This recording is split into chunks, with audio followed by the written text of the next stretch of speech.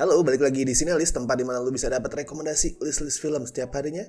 Kemarin tuh gue udah bahas ya soal horor Jepang, dan kalian pasti tahu ya, selain horornya, perfilman Jepang juga dikenal sama satu lagi hal, yaitu soal film-film absurd.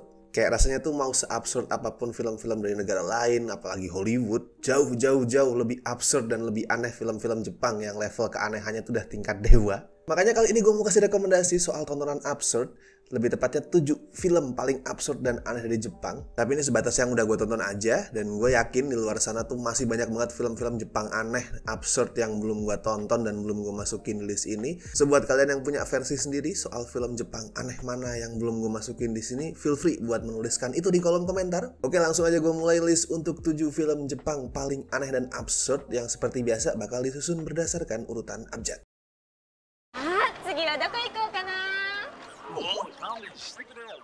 Pertama ada The Calamari Wrestler. Lo mau tahu seabsurd apa film ini? Coba perhatiin sinopsisnya nih. Ada seorang pegulat bernama Taguchi yang lagi ada di puncak kejayaan.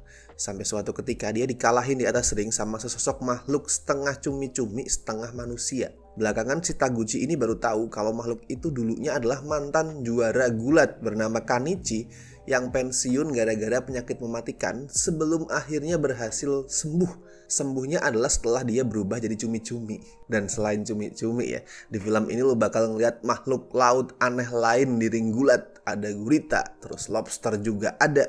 Bablas lah pokoknya keanehan film ini, lo tonton sendiri.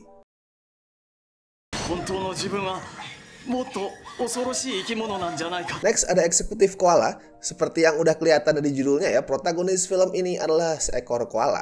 Well, lebih tepatnya seorang eksekutif sebuah perusahaan dengan tubuh setengah manusia, setengah koala. Dia itu jadi karyawan teladan yang dihormati sama semua orang, termasuk bosnya yang adalah seekor kelinci. Tapi ada satu hal yang mengganggu si koala, yaitu ingatannya yang hilang sejak sang istri dulu menghilang secara misterius juga. Sekarang dia punya pacar, dan suatu hari pacarnya itu juga menghilang. Dari situlah si koala ini mulai berusaha memecahkan misteri di balik ingatannya. Dan Eksekutif Koala ini adalah film yang lengkap pokoknya. Ada elemen misteri, thriller, komedi, sampai martial arts juga ada di sini yang of course semuanya itu dibungkus dengan keanehan.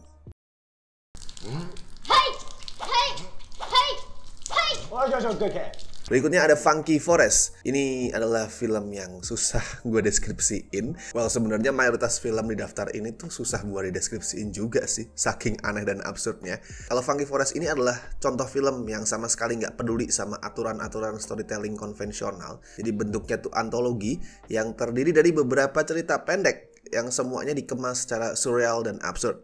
Lo bakal nemuin setumpuk karakter sama peristiwa yang anehnya itu nggak ketulungan. Misal ada 3 bersaudara yang nggak populer di mata perempuan dan berusaha merebut hati perempuan dengan cara mereka sendiri. Terus ada cewek yang berusaha ngelawan monster dari dimensi lain. Dan ada cowok yang bisa nyemprotin berbagai jenis cairan dari pentilnya. Salah satu case-nya ada Tadanobu Asano yang di film Mortal Kombat terbaru kemarin tuh jadi Scorpion.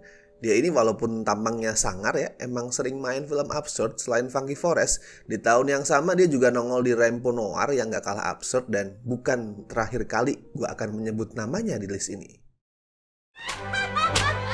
Selanjutnya ada R1000. Ini adalah tentang karyawan swasta bernama Takafumi Katayama yang rutinitasnya tuh monoton, selalu bekerja setiap hari, nggak kenal stop dan membosankan hidupnya. Dan untuk mengubah itu dia tuh menyewa penyedia jasa sadomasokis. Jasa yang ditawarkan inilah yang bikin filmnya jadi aneh. Si Takafumi itu bakal secara random dipukulin sama dominatrix yang bisa mendadak nongol, entah dari mana, terus mukulin dia. Dan dia menikmati disiksa kayak gitu. Jangankan isi filmnya sih, lah judulnya aja udah aneh loh. Judul R1000 ini adalah bentuk parodi dari sistem rating usia di perfilman Jepang. Jadi misal ada R15+ yang buat film-film khusus di atas 15 tahun. Terus ada R18+ untuk film-film 18 tahun ke atas. Nah, R1000 ini artinya adalah film ini cuman bisa dipahami kebagusannya, cuma bisa dimengerti sama penonton yang umurnya udah minimal 100 tahun. Tapi kalau lo belum 100 tahun dan tetap penasaran sama film ini, bisa lo tonton di Tubi TV free pakai VPN US.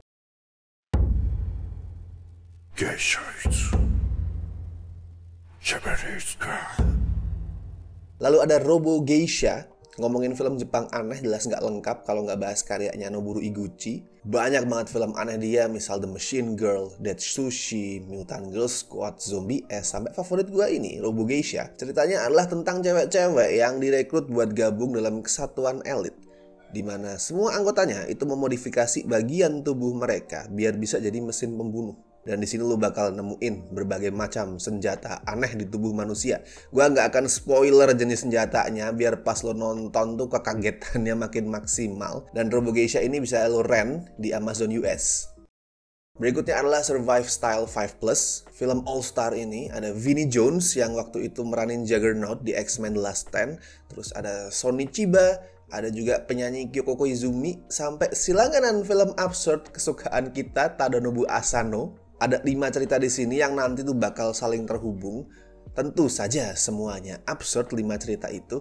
Misal ada cowok yang terus-terusan gagal ngebunuh istrinya, sutradara iklan yang sering lempar ide gila, pembunuh bayaran asal Inggris yang punya ketertarikan aneh soal manusia, dan seorang pegawai yang percaya kalau dirinya adalah seekor burung.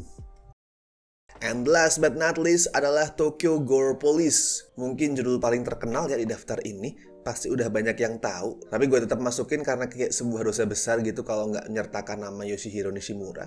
Dan Nishimura ini adalah sohibnya Noboru Iguchi tadi. Mereka berteman dan mereka sering collab, salah satunya adalah pada saat ngedirect Mutant Girl Squad bareng. Di Tokyo Gore Police ini cerita nggak penting, asli. Jangan lu perhatiin ceritanya. Yang penting adalah pemandangan aneh dan gore-gore gila di dalamnya. Tapi kalau lu penasaran sama ceritanya, ini adalah tentang sebuah dunia di mana polisi itu udah jadi lembaga swasta yang tugas utamanya adalah melawan mutan pembunuh bernama Engineers. Mutan ini bisa nanam senjata dalam bentuk apapun ke bagian tubuh mereka. So, lo bisa expect berbagai macam keanehan. Tokyo Gore Police bisa lo tonton di Tubi TV secara free pakai VPN US. Oke, tadi adalah daftar di sini soal 7 film Jepang paling absurd, paling aneh. Gimana? Lu udah nonton semuanya? Atau ada yang baru lu denger? Dan sekali lagi, misalkan lu punya rekomendasi sendiri soal film aneh, film Jepang absurd lain, lu bisa langsung share di kolom komentar. Kita saling berbagi rekomendasi film aneh. Dan boleh juga lo komen request kira-kira list macam apa lagi nih yang perlu kita angkat di sini list. Go ahead, feel free. Dan seperti biasa jangan lupa like video ini, share juga di medsos kalian buat berbagi sama teman-teman yang lagi nyari rekomendasi tontonan.